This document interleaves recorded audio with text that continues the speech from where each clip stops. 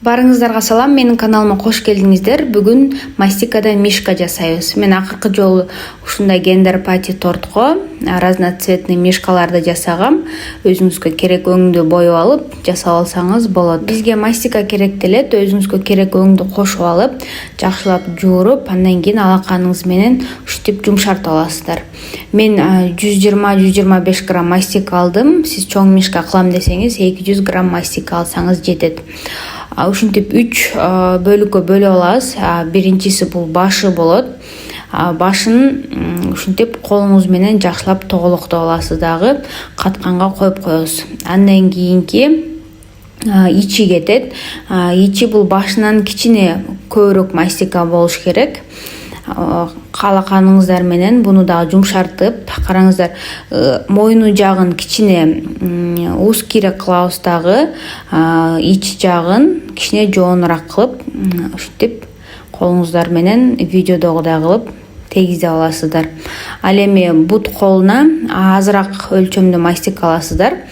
Аны дагы ушинтип колуңуздар менен алаканыңыздар менен жайып, ушундай колбаса жасап алабыз дагы. Анан колубуз менен видеодогудай эки четин ушинтип базабыз. Бул таманы болот. Караңыздар, таманы жалпак болуш керек. Экинчи жагында ушинтип колубуз менен пальчиктер менен базап алабыз дагы, экиге тең ортосунан бөлүп алабыз. Бул бизде буту болот.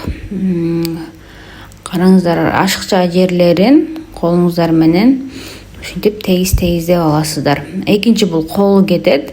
Колундагы кол жармаша турган жагын ушинтип ичке кылып даярдап алабыз. Башы, денеси, колу, буту бардыгы даяр. Эми мишкабыз пушистый болуш үчүн ушундай насатканын жардамы менен мастиканы чегип алабыз. Кандай айтсам, жүнүн жасап алабыз да ошондо.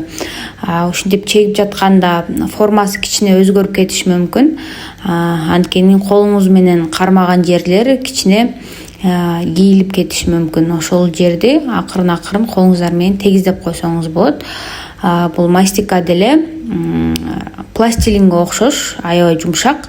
Колуңуз менен тегиздеп оңдоп койсоңуз болот. Караңыздар, бул жерде бутун бардыгын окшоштуруп жатам. Баарына дал келип атабы коюп көрүп. Андан кийин башына ушундай сөз разрез жасап алабыз, сызыкча. Андан кийин мурдун оозун жасайбыз. Каалаган цветте мастиканы алсаңыз болот. Мен бежевый мастиканы алып, ушинтип жармаштырып көрдүм. Эгер мастикаңыз жумшак болсо өзү эле жармашып калат. Болбосо суу менен же болбосо нейтральный гель менен жармаштырып алсаңыз болот. Ушинтип орун даярдап алгандан кийин чегип баштайсыздар башын. Эмесе чегип алгандан кийин жармаштырсаңыздар, мындай тегиз болбогондон кийин жакшы жармашпай калат. Андан кийин көзүн жасайбыз. Кара мастиканы алдын ала даярдап алып, ушундай эки тоголокчо кылып аласыздар. Булардын дагы формалары бирдей болуш керек. Анан көзүн биринчи метка кылып алабыз. Ушундай шпажка менен да метка кылсаңыздар болот. Же болбосо атайын мастикага арналган инструменттер бар. Ошолорду дагы колдонсоңуз болот. Бирок менде андай инструменттер жок. Үйдөгү бычак, шпажка ушундайлар менен эле жасап алдым. Канчалык мастика менен көбүрөөк иштесеңиздер, колуңуздар дагы бат көнөт дагы, бат жасалат. Мен акыркы жолу 5-6 ай болуп кетти жасаганыма.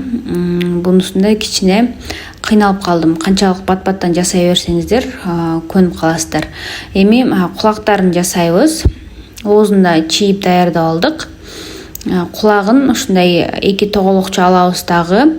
Бир жак бетин ушинтип колуңуздар менен басып ийип аласыздар, кулактын формасына окшоштуруп. Андан кийин керектүү жерин ушинтип оюп аласыздар. Шпажка менен болобу же ушундай насатка менен. Анан кулагын ичине киргизип жармаштырып аласыздар. Кээ бир колуңуз жетпеген жерлерин ушундай шпажканын жардамы менен басып киргизип алсаңыздар болот.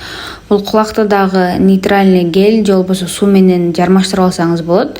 Эгер мастикаңыз жумшак болсо, өзү деле жармашып катып калат. Кол буттарын жармаштырабыз. Мен суу менен эле жармаштырдым. Андан кийин колу туруп уже катып баштаптыр. Буну дагы жакшылап колубуз менен жумшартып алдым дагы.